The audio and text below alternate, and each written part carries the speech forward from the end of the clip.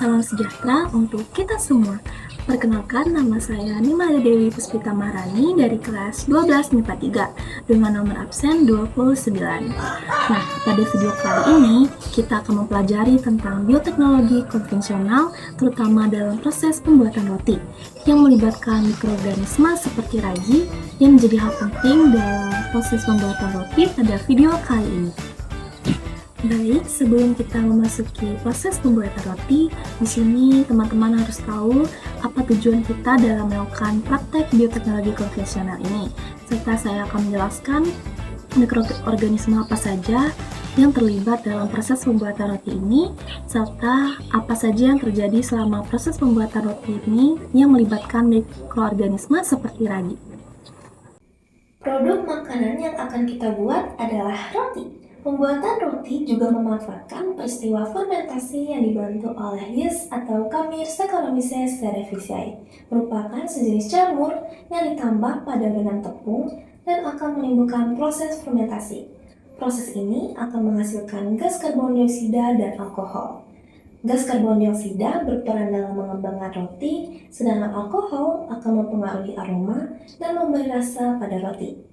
Adonan akan tampak lebih mengembang dan membesar pada saat adonan dimasukkan ke oven, karena gas akan mengembang pada suhu tinggi. Nah, setelah teman-teman melihat video penjelasan tadi, tentunya kita sudah tahu apa tujuan kita dalam melakukan praktek bioteknologi konvensional ini, serta kita juga tahu mikroorganisme apa saja yang terlibat dalam proses pembuatan roti, dan juga kita mengetahui apa saja yang terjadi selama proses pembuatan roti ini. Sebelumnya, saya juga mohon izin kepada Bu Ika karena saya mengganti pakaian jas lab saya menjadi celemek karena kita akan membuat roti. Nah, selanjutnya kita akan masuk ke dalam proses pembuatan roti. Nah, ini udah aku siapkan 140 ml susu cair hangat. Tuang ke dalam wadah yang telah disiapkan. Masukkan 50 gram gula pasir.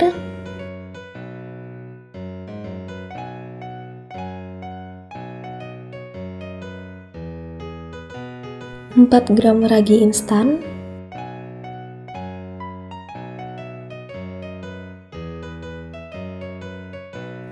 dan 1 butir kuning telur.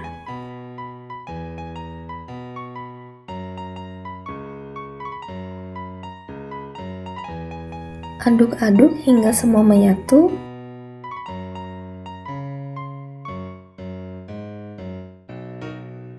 Kemudian, masukkan 250 gram tepung terigu protein tinggi,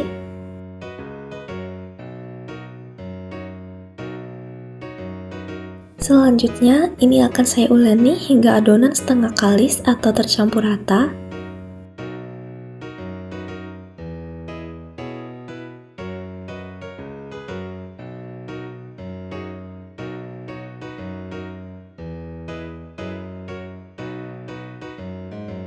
Nah, setelah adonan setengah kalis seperti ini, tambahkan garam sesuai selera. Yang terakhir, masukkan 20 gram margarin, boleh juga diganti dengan mentega. Selanjutnya, pelan-pelan kita uleni lagi adonannya hingga kalis.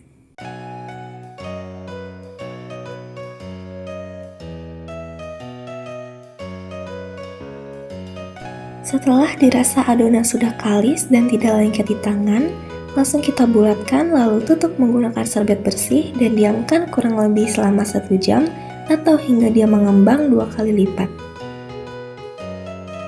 Nah, setelah adonan mengembang seperti ini, langsung saja kita pindahkan ke papan kerja agar lebih mudah mengerjakannya.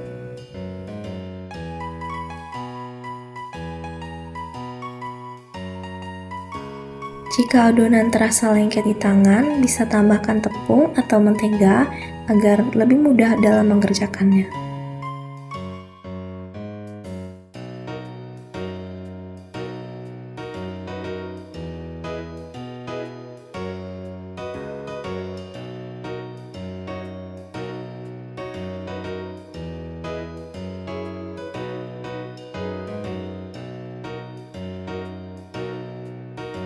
Bagi adonan menjadi beberapa bagian, Setelah selesai dibulatkan, sebelum dikasih isian, istirahatkan dulu selama kurang lebih 10 menit. Dan sambil menunggu adonannya siap, kita siapkan dulu untuk loyangnya, olesi dulu dengan margarin dan taburi dengan sedikit tepung.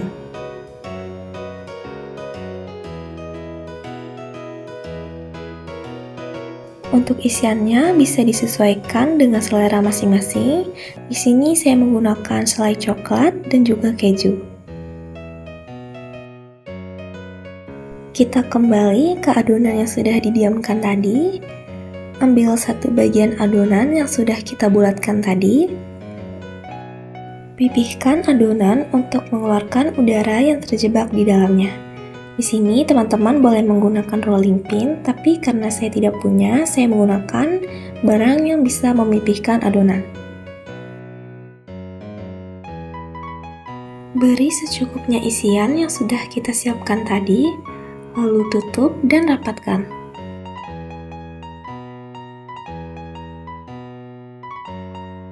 Tata dalam loyang dan begitu seterusnya, lakukan hingga semua selesai.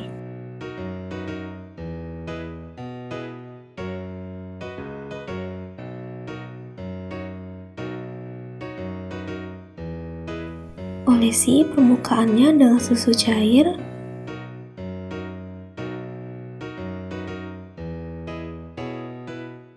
Dan rotinya ini sudah siap untuk kita panggang. Panggang ke dalam oven yang sebelumnya sudah dipanaskan. Ini saya panggang di suhu 170 derajat Celcius, api atas bawah selama kurang lebih 20 menit atau hingga dia matang. Nah, setelah matang, langsung saja kita angkat.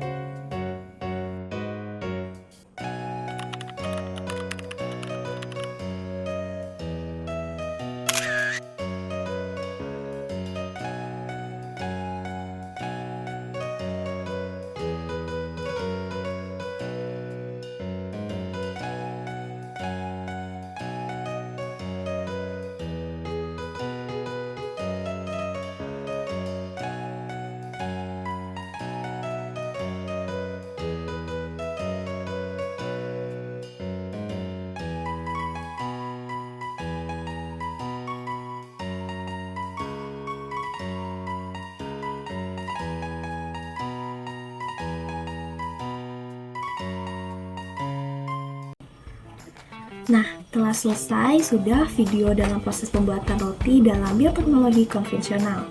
Saya Nimandi Puspita Maharani pamit undur diri, serta saya berterima kasih kepada Bu Ika serta teman-teman yang sudah menonton video saya. Semoga video saya bermanfaat untuk kita semua dan terima kasih.